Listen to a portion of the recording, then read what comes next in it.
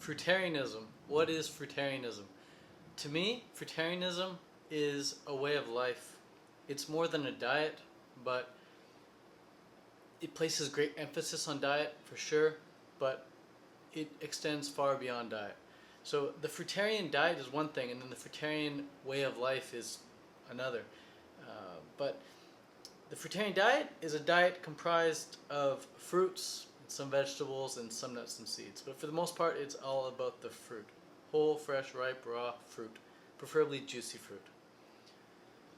When you're eating a really good fruitarian diet, you won't feel the need to have vegetables or nuts and seeds. If the fruit in your fruitarian diet is lower quality, you're probably going to want some vegetables and nuts and seeds to make up for the lower quality fruit that you're having. But if you're having the best fruit in the world, you're not going to want the vegetables, you're not going to want the nuts and seeds.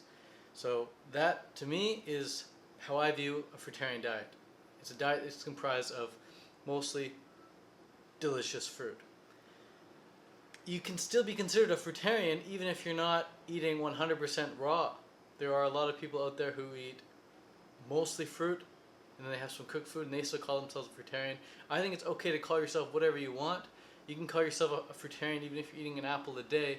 I just think it's important to get the word out there about fruitarianism, because most people have never even heard of fruitarianism. And so as long as people are talking about it, I think that's a good thing.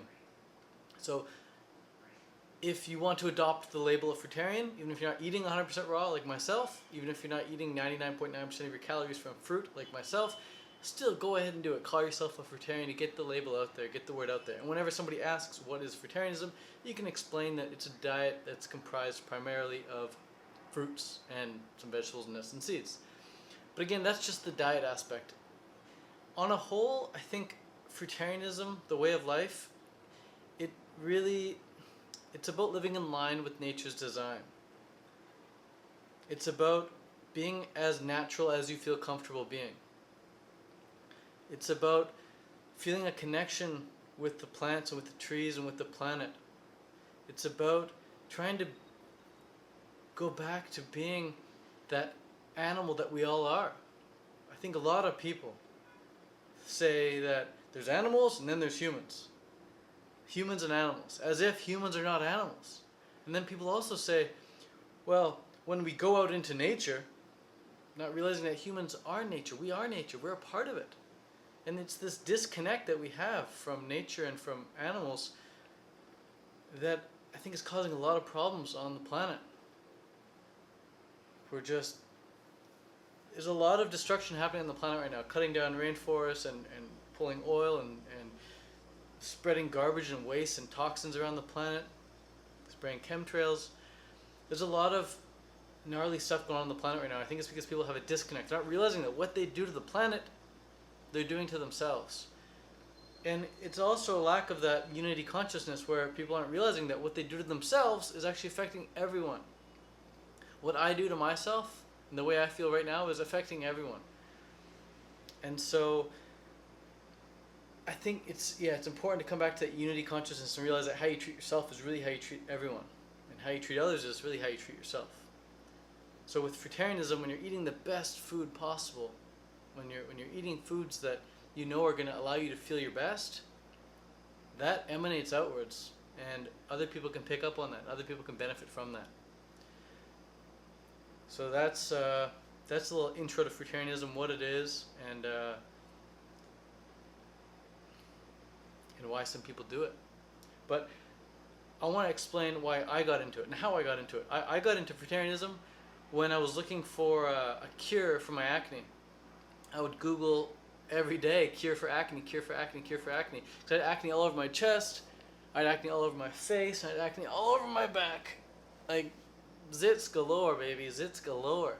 Mountainous terrain of acne. My face, chest, and back. Pictures to prove it.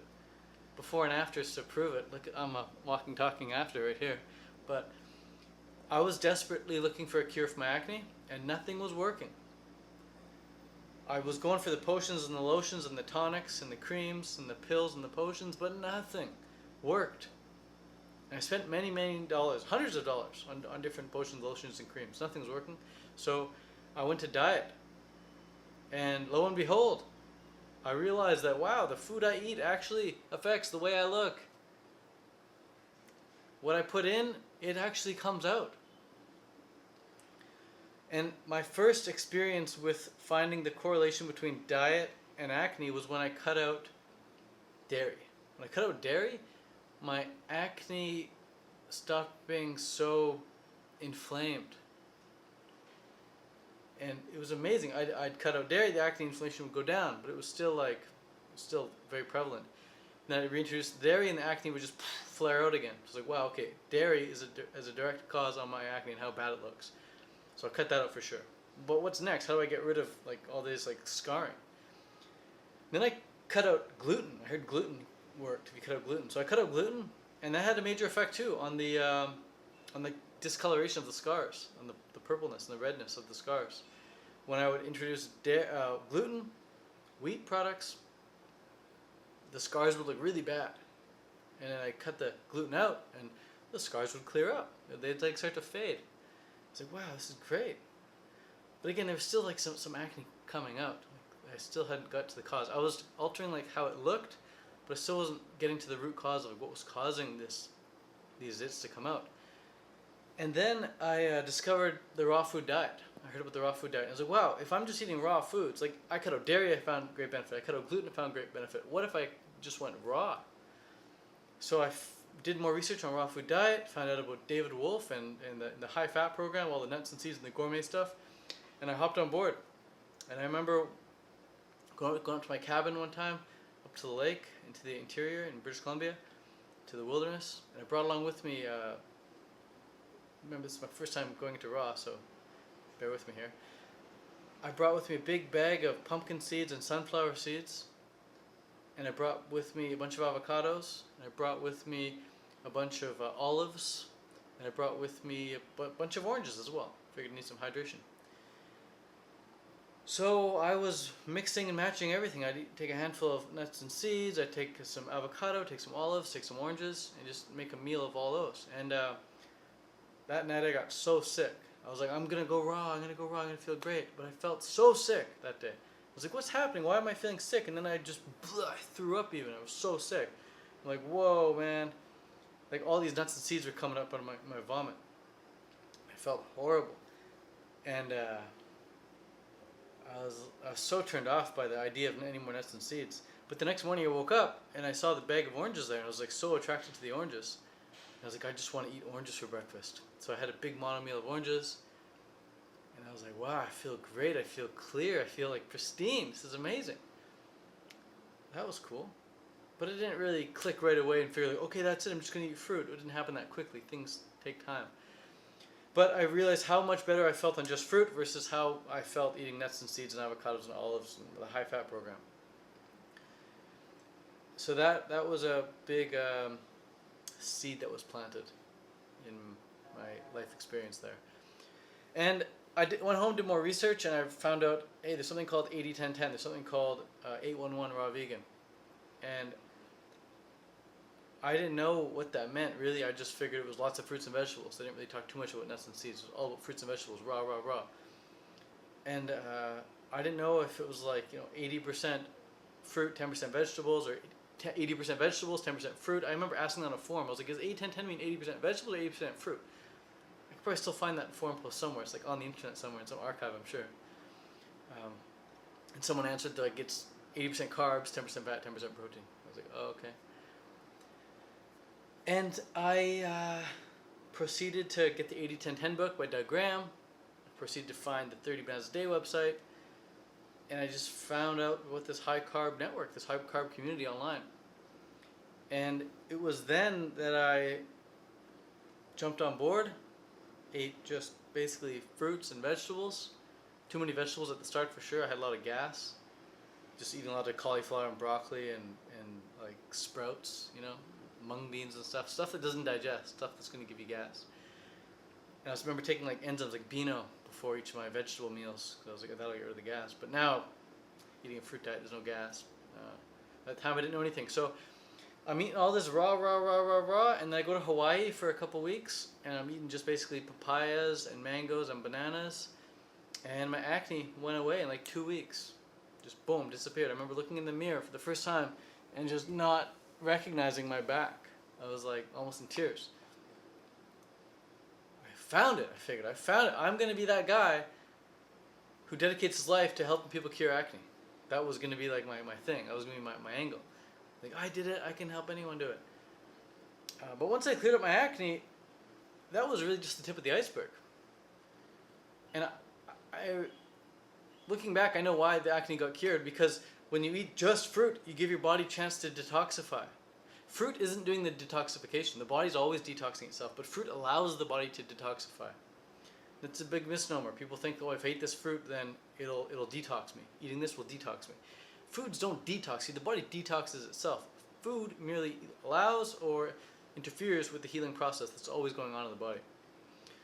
So, I cured my acne, and naturally, I was like, what's next? Where do I go from here?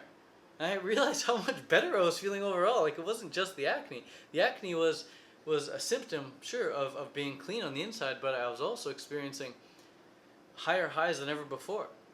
And my lows weren't that low at all. I found my mood was so much better. I found my energy levels throughout the day were so much better. I found my digestion was so much better. Smooth digestion, no gas, no stinky poops, no stinky farts. Digestion was so much better. And my sleep was just flawless. I get into these deep sleeps very easily. I fall asleep much quicker eating a fruitarian diet. And I'd wake up feeling much fresher, which again led to more energy, led to better moods, led to better digestion. It's a cycle. So those are some of the reasons why I still do it to this day. The acne went away. The reason why I started to cure my acne, that went away after just a couple of weeks. I needed some other reason to hold on to this. And I found all those benefits, the mood, the energy, the digestion, and the sleep. But now, after doing this diet for so many years, I realize that I'm also doing it now, not just for those personal reasons, I'm also doing it for people around me, to benefit humanity, to benefit my family, to benefit my friends. I'm a much better person when I'm eating a fruit diet. Much better. Do you want to hang around someone whose mood is crap? No. You want to hang around someone whose mood is high vibe, right? Do you want to hang around someone who's low energy all the time, who's complaining about being tired? No. You want to hang around someone who's got all the energy in the world and go, but when it's time to sleep, they can sleep. And again, do you want to hang out with someone who has sleep issues, who can't fall asleep? They're just laying up all night distressing? No. And do you want to hang around someone who has bad digestion, who stinks? No. So all these personal benefits, they also benefit everyone around me. And I'm kind of like a walking, talking advertisement saying like, hey, all these benefits that I have, you can have them too. You're a human, and humans are designed to eat fruit. So if you eat fruit, you're going to have all these benefits as well. And it comes up in conversation very often with people I'm just meeting. Like definitely like within the first day or two, they figure out I'm a fruitarian. And a lot of questions come up. And some of the questions people have relate to certain nutrients. They say like, where do you get your B12? Or where do you get your vitamin D? Or where do you get where do you get your calcium? Whatever. Where do you get this and that? Cholesterol. And where do you get your protein? Of course, that one's huge. And I'm able to dissect these answers and ask them some questions back themselves. Like, well, you're asking me where I get my protein. Where do you get your protein? And then they're usually stumped. They're like, well, meat. And then I ask, like, well, what happens when your body ingests protein? Do you know what it does with the protein? They don't have a clue. Most people don't have a clue what happens when you ingest protein. What happens, since you're asking, is when your body ingests protein from an animal, it has to break it down into amino acids. And then it reuptakes it into its own human form of protein. But first it needs to break down the protein into amino acids. That requires a lot of energy. But when you're eating just plants, when you're eating just lettuce and spinach and apples and oranges and carrots and peaches and plums and mangoes and nectarines, you're getting straight amino acids. You're cutting out the middleman. You don't need to break down any proteins and reuptake it into amino acids. You're consuming direct amino acids from the plants. So when people ask me where do I get my protein, I honestly tell them I don't get protein. I don't eat protein. But I eat amino acids from plants, and my body immediately turns those amino acids into protein. And I could go on and dissect each of those questions they have about B12 and calcium and vitamin D and all sorts of things like that, but this video is not for that. But generally, people are curious. They want to know where I get these nutrients and how it's possible and how long I've been doing it, that sort of thing. And then they want to know like if it's possible for them to do it. And then a lot of them want to do it right away. I remember I met this magician, Daniel Rosenfeld. Amazing musician, amazing magician even. Fantastic magician. Blows your mind away, man. He'll blow your mind if you ever get to see Daniel in person. Met him at the airport in Denmark, coming home after the Danish Fresh Food Festival. And he introduced himself as a musician, showed me some of his music. I was like, wow, that's really good. And then I was like, are you also a magician? Because he had like some magic box or something. Or maybe he told me I'm a magician also. And I was like, well, would you be able to like show me a trick or something? I figured he wouldn't show me any tricks. And she showed me a couple of magic tricks on the plane, and I remember like I couldn't look at him. I was like, hold on, I can't look away. I can't look at you right now. Like, it was just freaky. It just scared me how powerful his magic was, what effect it had on me. And then we got to talking a bit, and he found out I was fruitarian, and he's like, oh, that's so cool. I want to do that. I'm gonna do it right away. I'm gonna start like right after this flight type thing. And that's people's approach typically. They want to do it right away, and I was just like, you don't need to go. You don't need to do it right away. You don't need to do it overnight. You don't need to do it cold turkey. I recommend like easing into it. Even just being vegan would be a huge step, you know? But a lot of people, they find out what's good, they want to do it right away. But wanting to become a fruitarian right away, as natural as that might be for those who want to improve themselves, it's kind of like wanting to become a marathoner overnight by just getting up off the couch and going for a marathon run right away without building up first, running a kilometer, running a 5K, running a 10K, running a half marathon. Becoming fruitarian is kind of like being a marathon runner. Like, it requires a lot of adaptation. Your stomach has to be able to stretch to accommodate all the fruit volume. That's a big one, because this much cooked food, this small amount of cooked food right now, let's say this is 1,000 calories. Let's say it's like potatoes or rice or something. You cram it all together, you get 1,000 calories of cooked food right there. Your stomach doesn't need to expand to fit that in. It just plops right in. It's very, very tiny volume. But it's 1,000 calories. It's really dense. But with fruit, to get 1,000 calories, you're gonna need like this much volume. And most people's stomach, they can't accommodate that much volume. I can. Long-term fruitarians can. But newbies, they cannot accommodate this much volume for just 1,000 calories. So they're like, oh, like I'm too full. And physically, they're too full. But they get full on this much, not this much. And this much is only like 500 calories. So they're not getting enough calories. So they feel full, but they feel tired, just not getting enough calories. So it's important to give your body months to be able to adapt to accommodate 1,000 calories worth of fruit so that you can get in all the calories, all the nutrients that you need, all the energy that you need. And that's a big issue with people. I sit down and have a fruit meal with people, and I eat like twice as fast and twice as much, and I'm done. I'm full. I'm satisfied. They eat half as much as me, and they're full already. And these are like big eaters. These are people who normally with cooked food they could eat just as much as me. Maybe I could eat more because I could fit in more volume, but I feel like crap if I did, so I don't. But normally these people have no problems eating enough calories because it's all cooked food. It's very dense, compact. But with fruit, they can't. After even just like half a meal, what I consider half a meal, they're full. And so that's just not sustainable. It's not sustainable. You're going to end up getting hungry. You're going to end up wanting to binge. You're going to end up wanting to give it up altogether and quit. So I recommend easing into fruitarianism. That's a big tip for beginners right there. Ease into it. Give your body a couple months, even a couple of years to fully master it. A lot of people reckon they can just do a cleanse and then they can be fruitarian right away. Doing a cleanse is good, but eating a fruit diet really is enough. Eating a fruit diet, that will be your cleanse. Let the fruit diet be your cleanse. Don't think you can speed things up and cut corners by doing like a quick fast or something, and all of a sudden your addictions go away. All of a sudden your old habits go away. Old habits don't go away like that. Even when people are on their deathbed, even when people's lives are on the line, they can't just get rid of old habits. People who know they're dying of lung cancer, they just can't quit smoking. It's just too embedded. I mean, they can, but they often don't. Statistically speaking, people who are dying of lung cancer, they keep smoking until they die. Statistically speaking, people who have cancer from, let's say, eating a really horrible diet, even once they're on their deathbed, they're still eating a really horrible diet. They just can't seem to stop eating the crappy food, even when they know that the raw food diet is out there, even when they know a vegan diet is a viable option. They just keep eating that crap food that caused the cancer in the first place. And I'm not saying all cancer is caused by diet, but a large amount of the cancers out there are caused by diet. And same with people who know that they're at risk for a heart attack. They're still consuming too much cholesterol. But they know it's the cholesterol that's causing that risk for a heart attack, but they still eat the cholesterol. So when people's lives are on the line and they still can't change their habits, imagine just some luxury thing like feeling better and having better digestion, having better skin, and having better sleeps, and having more energy. Those benefits are amazing. Those benefits are worth striving for, but a lot of people, they can't just all of a sudden cut out their old habits just for those luxurious benefits. So what it takes, I think, to succeed on a fruitarian diet is 3 things. First thing someone needs is immense amount of inspiration. Immense amount of inspiration. You can also start with desperation. Like I was desperate to get rid of my acne. So either desperation or inspiration. One of the two. They just need something that's going to hold that flame under their butt to get them going. So desperation or inspiration to get the ball going. Once you're inspired, it's important to stock up. To surround yourself with fruit. Go to the store and stock up your kitchen, stock up your fridge, stock up your freezer, stock up your cupboards with the following foods. You want ripe fruit, so you can eat now. You want unripe fruit, so you can eat in a few days.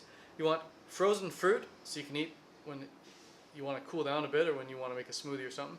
And you want fridge fruit that's kind of like on the verge of being overripe. You just put it in the fridge and it lasts an extra week or two. And you want cupboard food, like Armageddon food, in case zombies start coming in. You can go to your cupboard and eat a bunch of dates and raisins and dried apricots and things like that. Backup food. Plan B food. So stock up on all those foods. And then, once you're stocked up, you've got to give yourself that time to transition.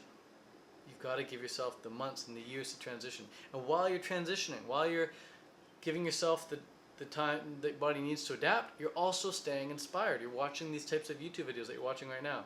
You're watching interviews of raw fooders online. You're listening to podcasts, you're listening to audiobooks, you're reading books, you're reading Ann Osborne's Path to Paradise, you're reading Doug Graham's 80-10-10 diet, you're reading David Wolf's Nature's First Law. There's a lot of good books out there on raw food. You're reading the book called, the big green book, I always forget the name of it, The Live Food Factor. That book is amazing. It's the Bible, The Live Food Factor. Check that one out. If you want any book on raw, I think The Live Food Factor is a great first start. If you want to take your inspiration to the next level, Ann Osborne's Path to Paradise. And then if you want some more scientifically backed, Live Food Factor is very scientifically backed, but if you want some more just like comprehensive, practical advice on how to rock the raw food diet, Doug Graham's 80-10-10 diet. And then if you want some militant, dogmatic, tough love, inspiration, motivation to be raw, then I recommend Nature's First Law by David Wolf, which he apparently ripped off some other guy, but it's still a good book nonetheless. So those are my bits of advice for people who want to be raw. That's a bit of my story on how I got into raw. And going forward, I want to say that I'm probably always going to be eating a raw food diet for the rest of my life. I see no reason why I'd want to give up great moods and high energy levels and smooth digestion and beautiful sleeps just for some cooked convenience. I always felt like crap on cooked food. I've never been able to feel as good on cooked as I feel on raw. And for me, the way I feel is the most important thing. Nothing is more important than that I feel good. And with raw, it's so easy to feel good. With raw, it's so easy to get into deep meditations. With raw, it's so easy to just keep my mood at a high level. My self-discipline in all areas at a high level. My willpower is always topped up. And I look forward to every meal. Every day I get to eat. I just arrived here in Ecuador a few hours ago. First thing I did, got to Ecuador, got in a taxi, said, take me to the fruit, homie. We went to the store and we got some dragon fruit and some papayas, and I came back to my apartment here, or my hotel room, and mowed down on some dragon fruit and papayas, and so good, so looking forward to them. I'm even excited thinking about what I just ate. In hindsight, looking back, it's wow, that was a great meal. I got a little bit more too, so much to look forward to. So I love that about raw food, or the fruitarian diet. I'm always looking forward to every meal, and I love how it doesn't control me. It doesn't dictate all my thoughts. I'm not thinking about food when I'm not eating. I only think about food when I'm talking about food, inspiring people to eat more fruits and vegetables, or when it's actually time to eat. But I remember for me with cooked food, at the meal, I was thinking about what am I going to make next, what kind of recipe I'm going to make next, and just always thinking about food. And I'd always also feel immense hunger, like I need to eat now, like these pulls to go eat. But with raw food, I don't have those pulls to go eat. It's just like when it's time to eat, it's not really like hunger I'm feeling. It's more like, I could eat now. Like I'm feeling a bit empty. I could eat. My energy might be a bit low, or I'm feeling a bit weak or something. I could eat. But it's not like I need to eat now. I don't have these ravenous and instantaneous urges to go eat like I did when I was eating cooked food. So, yeah, guys, that's it. Thanks for watching. If you want more of these videos, subscribe if you like. And come hang out with me and hundreds of other raw food enthusiasts this summer at a few festivals. There's a festival in the UK that I'm going to be attending, the UK Fruit Festival. Link for more information below. And in August at the New York Woodstock Fruit Festival. If you'd like to see me there and a bunch of other people and come hang out, ask me as many questions as you want, and come to a few of my different workshops and come to a few of my different talks and go for some walks, whatever, go for some swims together, work out together, we can definitely do that. The Woodstock Fruit Festival is an amazing festival. I've gone every year except one, and it's been the best week of my life every single year. So definitely come to that if you'd like. You can save $100 even with your sign up. If it's your first time signing up for Woodstock, you can save $100 by using the code COMEFRUIT-YOURSELF. And I highly recommend coming to Woodstock. If you're a long-term raw vegan or if you're just a beginner raw vegan, either way you're gonna have the best time of your life. Like, you think you go there for the fruit, but really you go there for the people, and you don't want to leave. Nobody ever wants to leave that festival. So that's it. Thanks so much for watching. Hope you got something from this vid. Peace, peace. Much love from Ecuador. And last little note here, if you want to come to Costa Rica with me and Doug Graham in February, then drop me a message, send me an email actually at ted@tediscool with the subject line Costa Rica, and I'll send you more information regarding that. Again, that's hanging out with me and Doug Graham in Costa Rica and a few other really, really cool people for the month of February. Send me a message if you want in on that, and I'll get back to you. Peace!